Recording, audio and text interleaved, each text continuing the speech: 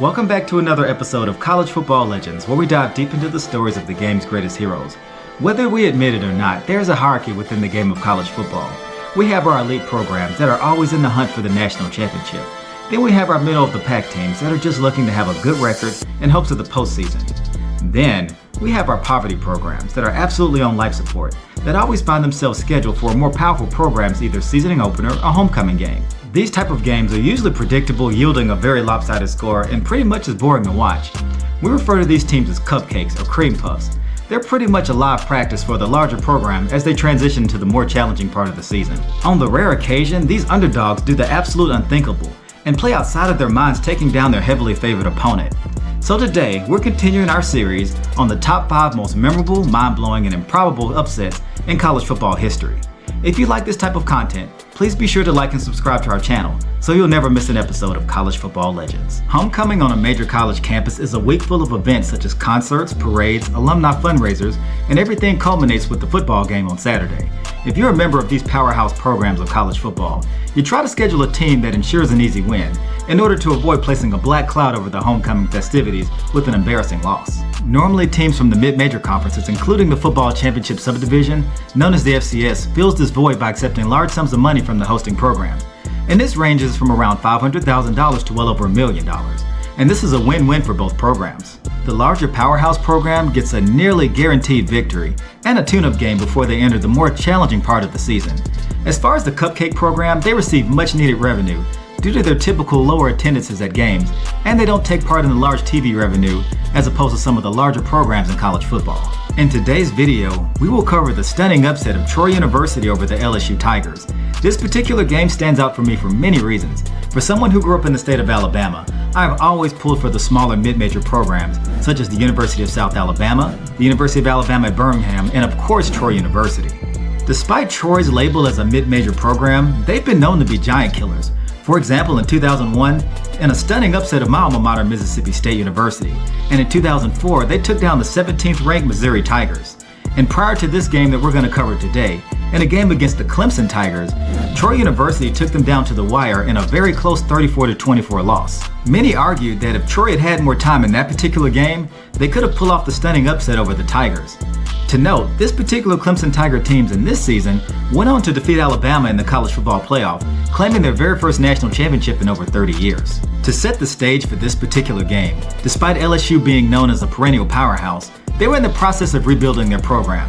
And after firing long-standing coach Les Miles in favor of Ed Orgeron, they were looking to return to their status as one of the premier programs in the Southeastern Conference. Troy University, on the other hand, is a prime example of yielding max results, despite not having all of the resources as some of the other major programs within college football. Located in southeastern Alabama and as a member of the Sun Belt Conference, their attendance for their games typically ranges to around 30,000 people. As opposed to LSU, and Tiger Stadium holds over 100,000 people, with multiple conference and national championships on their mantle. With all of these factors, it appeared like this was going to be a total mismatch on this fateful day in September back in 2017. In the game prior, they had a very narrow victory against Syracuse, and after their homecoming competition against Troy, they were going to the very difficult part of the conference schedule, having to face Ole Miss, Auburn, and the University of Florida. LSU had 3 key objectives in order to be victorious in this particular game, and that was to run the ball effectively, play solid on defense, and no turnovers. And of course, just playing it safe and following these objectives would have pretty much guaranteed victory for the LSU Tigers. But of course, if things had gone that way, I wouldn't be making this video. From the opening kickoff, you could actually feel in the air that something just wasn't quite right with the Bayou Bengals. On the other hand, the Troy Trojans came into the stadium with the air of confidence they would carry throughout the game. On the very first offensive possession, the LSU Tigers have failed to meet one of their 3 key objectives in this particular game. When Nick Brissett takes the very first handoff, he's hammered by the Troy defense, fumbling the football, notching their very first turnover. This gives the Troy offense a very short field, and they score on a quarterback keeper a few plays later, making the score 7-0. With LSU's quick turnover on offense and their non-existent defense, leaves the fans in the stands completely scratching their heads. So maybe we're thinking that the LSU Tigers are a little rusty, and maybe they'll get back on track on the very next offensive possession. LSU's offense, they're unable to move the football against Troy's surprisingly fast and aggressive defense, and they find themselves in a 4th down and 3rd situation early on. And surprisingly, they take the risk in going for it, throwing an incomplete pass into double coverage, committing their second turnover of the game. And this will be the theme for the first and second half. Troy's ability to effectively put pressure on the quarterback Danley Etling makes it nearly impossible to find a rhythm in the game. In addition, their ability to dominate the line of scrimmage pretty much stops Nick Brossette in his tracks, and to make matters worse, they're without their starting running back Darius Geis due to injury. What initially appeared to be an easy victory for LSU's homecoming, they found themselves going into halftime trailing 10-0. Now, the LSU Tigers is typically known for running the ball effectively and controlling the clock, and on defense being very dominant while forcing turnovers. However, they had achieved none of these objectives. On the flip side, Troy State was everything that we had just previously described, and some even suspected that maybe the team switched uniforms before going out in the first quarter. As badly as the LSU Tigers had played in the very first half, they could have been trailing by a much larger margin. Thankfully, Troy State had a few offensive miscues of their own, including a couple of missed field goals that only kept the score 10-0. Coming out of the locker room to start the third quarter, LSU was only down 10 points. And actually, they could have turned things around if they had just followed these three key objectives. If they had run the ball more effectively, played better defense, and of course, not turn over the football. Like I said earlier, if they were to do those things, I wouldn't be making this video. To start the third quarter, Troy immediately puts LSU on their heels, and star running back Jordan Chunn explodes with a 50-yard gain and caps it off with a very tough 1-yard run for a touchdown, giving the Trojans a commanding 17-0 lead. As with any upset in the making, we're all at home watching thinking to ourselves, LSU is going to finally wake up and get back into this game and take a commanding lead over their overachieving underdogs. And at one point in the game, that actually looked like that's what was about to happen. Quarterback Danny Etling rallies his team and marches them down to the 10-yard line. That's when he throws a pass to wide receiver Derek Dillon, and he fumbles the football on the team's 10-yard line, committing their third turnover. So at this particular juncture, approaching the fourth quarter, LSU has had a turnover on downs, they've had a wide receiver fumble, and they've had a running back fumble. They are this close to completing the turnover bingo card. At this point, head coach Ed Orgeron benches the veteran quarterback Danny Etling in favor of the freshman Miles Brennan, hoping that this can give the team the offensive spark they need. Unfortunately, the young and inexperienced quarterback throws an interception, committing the team's fourth turnover. At this point, the LSU offense has officially completed the turnover bingo card, with 2 fumbles, a turnover on downs, and a very costly interception that eventually leads to another Troy Trojans touchdown, making the score 24-7.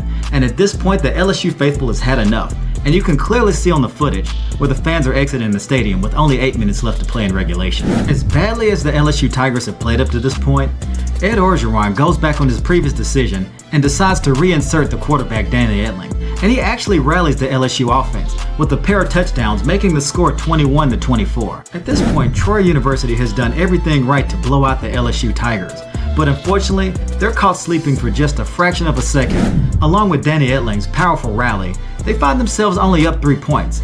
And at this point, LSU actually has a chance to snatch victory from the jaws of defeat with 1 more possession left to go in the game. With Tiger Stadium at less than half capacity due to most of the fans leaving the game, Danny Etling only has 1 more offensive possession to avoid this embarrassing upset.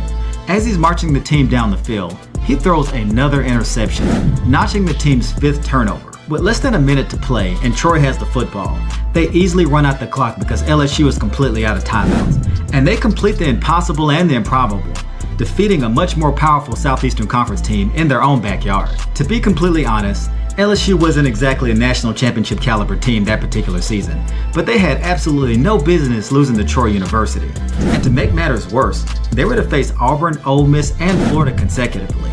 But fortunately enough, they were able to defeat all 3 of those teams after that embarrassing defeat to the Troy Trojans. Despite that embarrassing loss at the hands of Troy, the LSU Tigers went on to have a respectable 9-4 record.